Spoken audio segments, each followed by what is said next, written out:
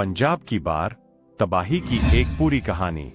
अगस्त 2025 में पंजाब ने ऐसी तबाही देखी जिसकी यादें राज्य के लोगों को 1988 की भयावह बार की याद दिला गईं। लगातार कई दिनों तक हुई भारी बारिश, हिमाचल और जम्मू कश्मीर के पहाड़ी इलाकों में मूसलाधार बरसात और उसके बाद सतलुज, ब्यास और रावी नदियों का उफान पंजाब के मैदानी जिलों पर भारी पड़ा। ऊपर से पोंग, रंजीत सागर और भाखड़ा जैसे बड़े बांधों से पानी छोड़े जाने के कारण नदियों का स्तर और तेजी से बढ़ा। नतीजतन पंजाब के 23 में से 12 जिले बुरी तरह प्रभावित हुए और बाद में यह संख्या बढ़कर लगभग पूरे राज्य तक फैल गई। बाढ़ के कारण विशेषज्ञों का मानना है कि प्राकृतिक आपदा के साथ साथ कई मानवीय लापरवाहियों ने इस त्रासदी को और गहरा कर दिया।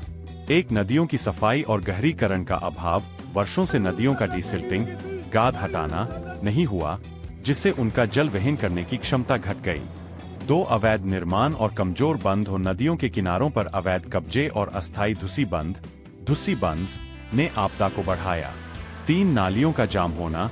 प्राकृतिक जलमार्ग और नालियां गंदगी व अतिक्रमण से भर गईं, जिससे पानी के बहाव का रास्ता बंद हो गया। 4, पेड़ पौधों की कटाई और कंक्रीटकरण। हरित क्षेत्र कम होने से वर्षा का पानी प्राकृतिक रूप से जमीन में नहीं समा सका। 5, जलवायु परिवर्तन। मौसम के पैटर्न में आए बदलाव ने असामान्य और तीव्र बारिश को जन्म दिया, जिससे स्थिति बेकाबू हो गई। इन कारणों के मेल से पंजाब की बाढ़ प्राकृतिक आपदा के साथ साथ मानव निर्मित संकट भी बन गई।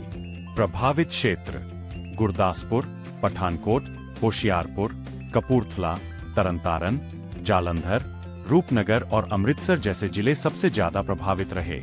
शुरुआती दिनों में 12 जिले डूबे, लेकिन जल्द ही पूरे 23 जिलों के 1400 से अधिक गांव जलमग्न हो गए।